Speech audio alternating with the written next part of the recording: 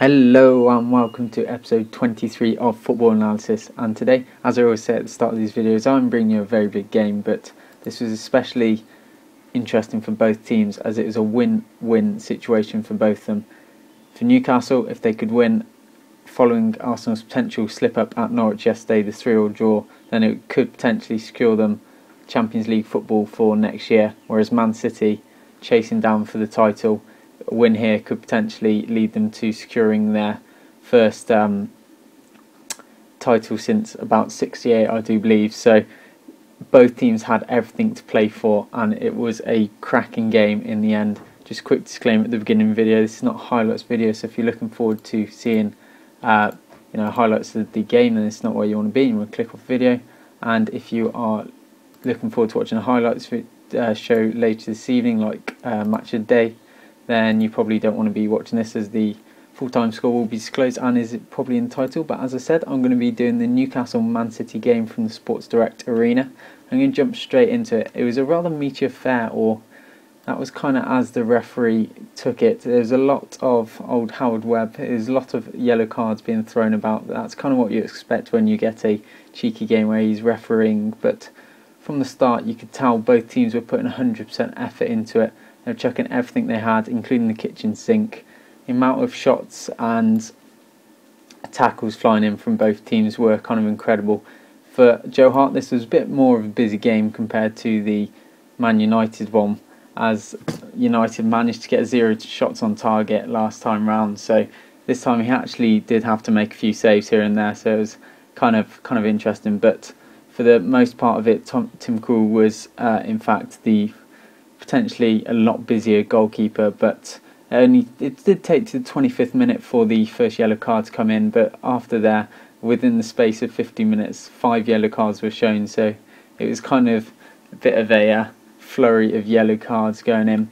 But before that, I had Sami Nasri having a few chances within the first 10 minutes, and had Aguero having a good effort on the 16th. So leading up to the end of the first half and halfway through the first half, City were definitely on top, and you could kind of see the grit which they wanted to go ahead and win it. Obviously the grit was still there for old Newcastle, but it was kind of looking like it could possibly go towards City's way, which as an Arsenal fan was kind of what I wanted to see. I've had enough of seeing Man U kind of topping the table too much. But anyway, moving on to about the 30th minute, had Nasri taking another shot. He was kind of a bit involved, but he does get substituted later into the game. But there's a kind of defining moment at the 40th minute where where City get very, very close to scoring twice. Had old Barry having a nice effort from 12 yards, cleared off the line, and then Colaccini getting the block in, and then Barry gets another shot from 12 yards, and David Santon gets another goal line clearance. So it was very, very frustrating for Man City fans at this point, but they did not need to fret, as did take them quite a while into the game. But after the first half, the next kind of highlight was the 60th minute, where it was kind of controversial with Mancini taking Sami Nasri off and putting De Jong on, and a lot of people didn't really think that was a good decision. But the Newcastle fans did not want to see this, because he had broke the legs of a previous Newcastle player, so it's not kind of what they see. But Newcastle were by no stretch of the imagination out of it. They were having a few great shots, like the 66th minute had Demba having a pretty good cross, but Lescott obviously making the fantastic block which he normally does, the kind of brick that he is in their defence. But as I said, they had 64th minute. Harton Ben Arthur had a nice effort inside the penalty box, but did go to the right of Joe Hart's goal. They were unlucky not to kind of get anything out of this. But on the 69th minute, Yaya Toure gets a very nice kind of 25-yarder into the bottom right-hand corner of the goal past Tim Krul, and it was well deserved. It was all about Yaya Toure this game. He was kind of the centre for Man City as it was, but Sergio Aguero was having an absolute mare. He had 2 potential misses which could have, if Newcastle had got back could have forgotten the title race for them. One was about the 75th minute, deep inside the penalty area, and he misses. It was like another one, he got round the keeper and managed to miss there as well. But it was frustrating. I was frustrated. I'm not even a Man City supporter, but 88th minute, Yaya Toure steps up and gets another goal. This time on his left foot. First one was his right, second on his left, showing the kind of skill he has, and it was very nice to see. And that was kind of the whole of the game. It had 3 minutes added time, but David Santon had a nice cross into Demba at the 91st minute, and he had a good effort on goal with forcing Joe Hart into save.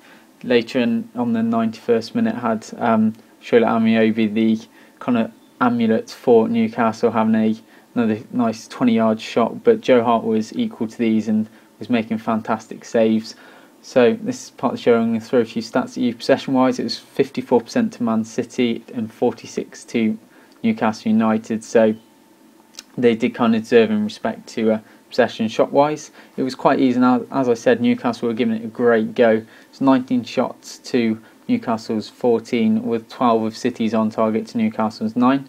Corners-wise, 6 to Man City and only 2 to Newcastle United. But the counter-attacking goal at the 88th minute from Yaya Toure came from a Newcastle corner, as Michael Richards got a fantastic block in the 87th minute, which could have potentially saved them the title. It's absolutely screaming shot from Shola Amiobi, but Michael Richards just stood there and took it, knocking it out for a corner. And then the counter-attacking had 4 Man City players pushing up from the Newcastle corner, and obviously Yaya Toure was there to slot it home to make it 2-0.